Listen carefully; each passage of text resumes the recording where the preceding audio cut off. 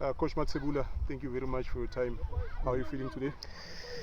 I'm feeling relieved that we are finally down. After hard work and difficult times, we finally managed to do the trials. So I'm feeling much relieved now. In terms of how the trials are structured, can you please explain that to us? Because in some instances we find that there's a first phase, second phase, and so on. How do you go about structuring these trials?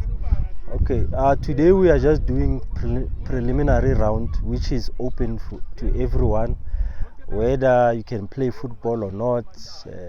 You are wearing a suit, you have a cork, you don't have. So anyone who wants to come, they just come, they get allocated a team, they play. So the coaches will then pick from there. And it's the most difficult because now you are picking players from who can play from a bunch who are really not up to scratch. So, but in the spirit of fairness, justice, and accessibility, social justice, we must give each and every child an opportunity as per our mandate, and that's why we are here today. But once we are done, we are now going to consolidate all the lists from different coaches, and then we'll go to the second phase where we'll now start assessing the boys thoroughly, and then from there they're going to go to the last phase where they're going to be assessed again, but also write aptitude tests, which include mathematics, English, and LO, to assess their academical performance. And then from that phase, that's where we're going to draw up the short list. Okay. Coach, most people are always asking and interested that what is it that you are looking for, especially in this age group, these young boys. Some of them didn't go through formal development at the ages of 7 and so on. They come here at this level now. What is it that you are looking for? Well, look, here you are dealing with kids who have not went through their growth spurt, so you can't be looking for things that, like, how tall is he, how big is he, because he's still going to grow. So, but you're looking for things like technique. Can he pass? Can he receive? Can he dribble? And his understanding of the game. And then from there, of course, you separate those who are a little bit better, who have capacity, with those who have less capacity. So that's the first step. But as they progress, then you start looking at the fitness level, athleticism. You start looking at intelligence, tactical awareness, psychological strength, mental strength. So those things you look at them later on when you go through the second and the third phase. But here we're just looking for the most basic: passing and receiving and dribbling, interaction with the ball, positioning, which are things that any normal player can do. But of course, there will be those exceptional players that you see. These ones are too advanced, so they stand out a little bit easier. And coach, once they are in, they've done the trials, they've been selected, they are part of the school. What programs now do you then implement so that you can bring them up to speed, or in the way the School of Excellence does things, so that they can align to what you already have in your under, say, 15, 17? Because they come from different places, they've been playing different types of football, they've been taught different things. Some of the things they still need to unlearn and learn new things. What do you then do with that group who just come in to ensure that they are all aligned to what the school does? Our program is divided into 5 cycles, which are spread over 5 years. So the first phase, which is introduction and fundamental. So that's where you introduce them to ball possession, our way of playing, how we play the ball, how we start the ball, the formation that we use, which part of the body, part of the foot do you use to pass the ball, how, things like width and depth, mobility, combination play, dribbling, so it forms part of our foundation, So first year, that's all they do: basics, passing and receiving, dribbling, heading, shooting, chest control, manipulating the ball, different surfaces of the body, juggling, but also in terms of game, positioning, because we play 4-5-1 formation, and it doesn't change, and so there you'll start to see, okay, who's comfortable where. But generally our players rotate. There's no player who can say he came here, he finished without changing a position. So you can start as a right back, next day center back, the other year defensive midfield. So you want to develop them different skills and perspective on the game. And only when they get to 17, that's where then they can fall into the position they are comfortable. So first year is just fundamentals, basics, as people would say. And then second year we start introducing the how part of the tactics. And then third year is the first phase of competition, where you now start introducing physical work, athleticism, you want to push them. And then fourth year you are now introducing the concept of managing the game, which is basically how to win. But fifth year you just want performance, because now you want to round up everything they have learned in the past 4 years. Coach, you mentioned 4-5-1. Football has many different systems and all these approaches happening now. 4-3-3 and so on. Some are saying that traditional role of number 10, your likes of Juan Roman Riquelme, to make an example, from Argentina, that it is fading away, and they want a front three with physicality, athleticism, speed, and so on. And yet the school still remains with a traditional number 10, like we've seen with the likes of Aborile. So why is the school not adapting, or what is the reason for keeping that particular way of doing things? But what will be the reason to change?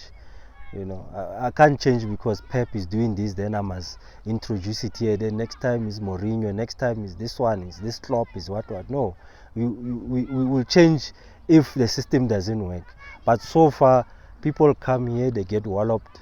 We go to them, we still beat them, we still produce players. So we can only change if it's not working. But our system it's not informed. It's informed by what we want to do. If you look at the 4-5-1, we want to always be in numerical superiority. So if I'm going to play three people in the midfield, it means I'll be exposed. And how are you going to play combination? You'll be forced to make long passes, deep passes, through passes. We don't play like that here. So we want to congest the space, dominate that space, move with the ball as a unit. That's why if you see, it's always high interaction with the ball. So our formation is suitable to the way we want to play, and we play with one striker throughout. I mean, I've been in the School of Excellence, we've always played with one striker, but we score goals, because at the end of the day, it's about how many people you have around the box, in relation to people who are defending. So our players are mobile, they can get to one box and go and defend in their own box. Our formation doesn't say, you end up here, you can't go. You move according to where the space is available, where you anticipate the ball to be. So our formation, there's nothing wrong with it. I'm sure if people can come with a better solution whereby they frustrate us with this formation, will be forced, because that's how the world works. You'll then be forced to look for something that works. But I can't change a formation because it's a trend. And this is what you see here. People will just come and say, I'm playing 1-3-2 and something, and then you don't even have the players. Our players in South Africa, especially from the township and the ones that comes here, they are not comfortable to play in isolation, and running all the time. They want combination. That's their identity. So if you start playing formation that isolate players, you are going to have a natural problem. And then you say, no, there is no development. First, be informed about what the players are capable. Then it will tell you which formation to use, because then they are suitable to play there. But once you come and say, no, you saw that Pep is now using this formation or whatever tactics, then you want to force it, you will be fighting with the nature of the players, because they are not used to that, and it's not within them. So we want to keep it natural. We want to be dominating. We want to play in triangles. So 5 in the midfield is always offering us width and depth in any situation, whether you're on the left, you're on the center, or right. Last one, coach. I was watching here, saw some of the boys, and all of that. And we are coming from a festive season where there was a lot of debate around showboating, and dribbling. What is the view in terms of School of Excellence? How do they view that? Is something that they encourage, or is something that we've seen a lot of even former players in professional ranks saying this is not the way South African footballers play? What is the view of School of Excellence? Well, they are true. South Africa has always played Skopenjag, now ever since I've seen, so they are being honest, we get to be told we are like Brazil, we are like this, but you hardly see it. You can go through all these seasons and, maybe there and there, it's an isolated team, but we as a country, we just love our Skopenjag, so it's not surprising. But for us, I think it's you want to mentor the players, because once they understand pressure of time, space, and opponent, they will able to do those things where it matters the most. You will not go and do it in front of the goal or in the penalty spot where you can lose the ball and they score, because you understand. So, but you have to teach them the foundation so that they understand association football and Kasi football. Those are two different types of football, because Kokasi, I mean, if you are going to score 10 goals and you don't entertain people, who's going to watch you? They want entertainment. That's what makes it different from association football. But with association football, you have relegation and promotion. So you can't just dribble the whole day and not score. That already dictates what you must do. But you will not want to. Here we don't want to stifle individual brilliance, but we want the player to understand the context in which he's operating, which is that football, competitive football, association football, you play to win, but how, we don't want to play with the Skopenjag. So basically that's how I would say it, but it's a preference, but South Africans, I'm sure we love our Skopenjag, so. Coach, thank you very much for your time. Hopefully you'll be able to unearth maybe another Stephen Pienaar here today, and hopefully when we come back again we'll see some of the boys who participated. Thank you very much. Right now we're talking Mabena now. We're talking the next Mabena and so forth. So yeah, we definitely have seen some couple of boys who are showing, from different areas, who are showing the potential. Hopefully they will make it and we can make something out of them. Thank you.